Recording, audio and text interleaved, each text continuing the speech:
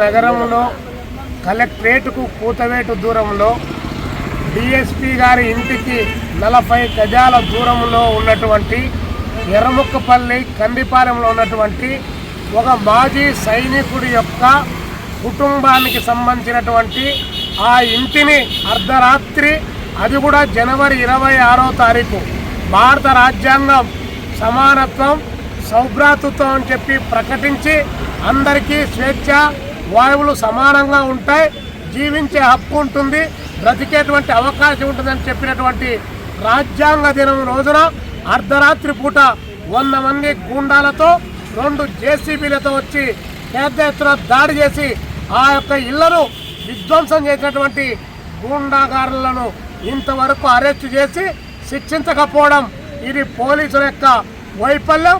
దీని ఎన్నుకున్నటువంటి రాజకీయ వ్యవస్థ అవినీతిలో కూరుకొని పోవడమే ప్రధానమైనటువంటి కారణం అని చెప్పి భారత కమ్యూనిస్ట్ పార్టీ సిపిఐగా మేము భావిస్తూ ఉన్నాం. ఇక్కడ ఉన్నటువంటి ఆ ఇల్లు కూల్చినటువంటి ఆయన ఒక వీర జవాను.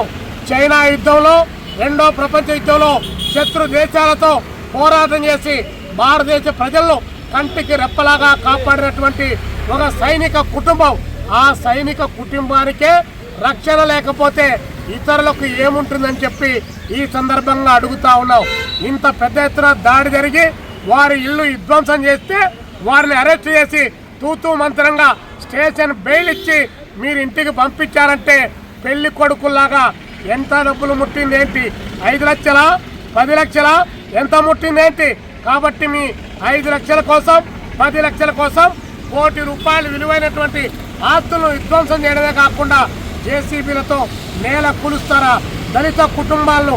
మళ్ళీ ఇంకొక వైపున ప్రభుత్వమేమో దళితులకు అండగా ఉంటాం, భారత రాజ్యాంగం, అంబేద్కర్ను పూజిస్తాం, అంబేద్కర్ చెప్పిన ఆశయాలు రక్షిస్తాం అని చెప్పి అంబేద్కర్ పేరు ఉచ్చారణ చేయడమే తప్ప అంబేద్కర్ ఆశించినటువంటి భారత రాజ్యాంగాన్ని, ఆ రాజ్యాంగంలో ఉన్నటువంటి సమానత్వాన్ని మీరు ఆ స్వేచ్ఛను ఎక్కడైనా కూడా పాటించారా అని చెప్పి ఈ సందర్భంగా అడుగుతా ఉన్నాం.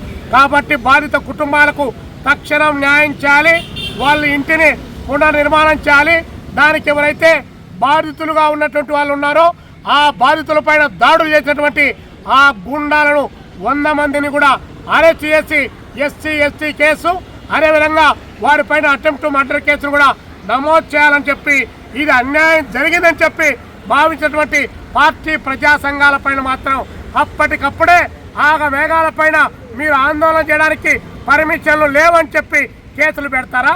మీరు మాత్రం పొలం అని చెప్పి అధికారం మీ చేతిలో ఉంటే 100 మంది వచ్చి ఏడైనా కూర్చొని మీరు ఆందోళన చేస్తారా? అంటే చట్టం మీకు చుట్టంగా మారిపోయిందా? పోలీసులు మీ ఇంట్లో ఉన్నారా? మేము అడుగుతా ఉన్నాం. జిల్లా కలెక్టర్ గారు, ఎస్పీ గారు, మీరు ఈ జిల్లాకు ప్రధానమైనటువంటి అధికార యంత్రాంగం మీ కళ్ళ ముందు కనిపించిన దానికి కూడా చర్యలు తీసుకోకపోతే ప్రజలకు ఈ చట్టాలపైన విశ్వాసం సన్నగిలుతుందని చెప్పి ఈ సందర్భంగా తెలియజేస్తూ, ఈ ఘటనపైన రాష్ట్ర ముఖ్యమంత్రి గారికి, హోంమంత్రి గారికి, డీజీపీ గారికి ఫిర్యాదు చేసి బాధితులకు అండగా నిలుస్తామని చెప్పి తెలియజేస్తా ఉన్నాం.